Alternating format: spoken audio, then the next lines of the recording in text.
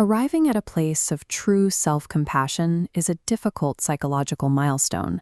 After years of harsh inner critique, you finally reach a calm, steady realization that you have intrinsic value. Reaching this milestone feels like crossing the ultimate finish line. You stop seeking constant external validation, you release the need for comparison, and you finally become your own safe place. But there is a lingering behavioral paradox. Even with all that newly acquired self-compassion, you still find yourself making choices that cause you harm. You promise yourself rest, but ignore your own exhaustion.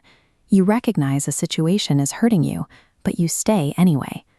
Recognizing your value does not automatically equip you with the tools to protect it in the real world. That gap in protection exists because self-love is entirely internal. It is a feeling, and feelings, while necessary for understanding yourself, are passive. To make that feeling functional, you need an active counterweight, self-respect. Think of self-love as the glowing core of your internal value, and self-respect as the rigid, protective architecture around it. This architecture requires physical maintenance. It demands action precisely when it is difficult, when it is highly inconvenient, or when it disappoints the people around you. Without that active defense, self-love remains an idea that leaves you completely exposed. Self-respect is the deliberate decision that translates that idea into a lived reality. Consider what happens when you abandon your boundaries simply to keep someone else comfortable. There is a hidden psychological toll to this habit.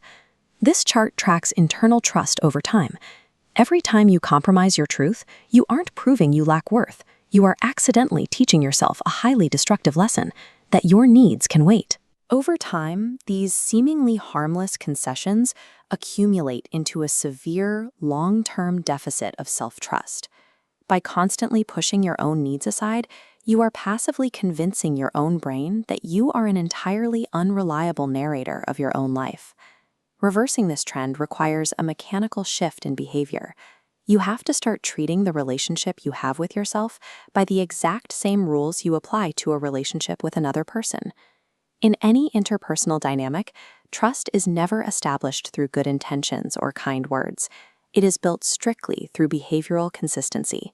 Actions have to match promises. Internally, that consistency looks very specific. It means resting when your body is actually exhausted, walking away when a situation is causing harm, and when you say no, allowing that answer to remain a final no. This behavioral alignment does not demand flawless execution. You will still stumble.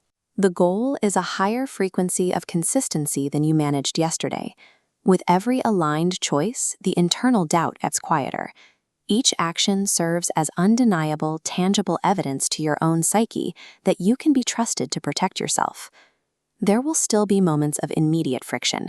Enforcing these parameters often feels painful at first, largely because holding your ground will inevitably disappoint someone else. It is very easy to mistake this boundary setting for arrogance, or to feel as though you are demanding special treatment from the people around you. Honoring your limits is simply the recognition that your own time, your internal energy, and your humanity require the exact same baseline of care you so freely extend to everyone else. The trade-off is unavoidable. Accepting temporary social discomfort is the required price of admission to protect your long-term internal peace. Self-love on its own is a beautiful abstract concept floating in your mind. Self-respect provides the roots to lock that concept into your daily routine. It bridges the gap between knowing your value internally and moving through the world as if you believe it. Every kept promise, honored boundary, and truth spoken aloud solidifies this path. By consistently choosing the actions that protect your peace, you are dictating exactly how the world is allowed to treat you, based entirely on how you treat yourself.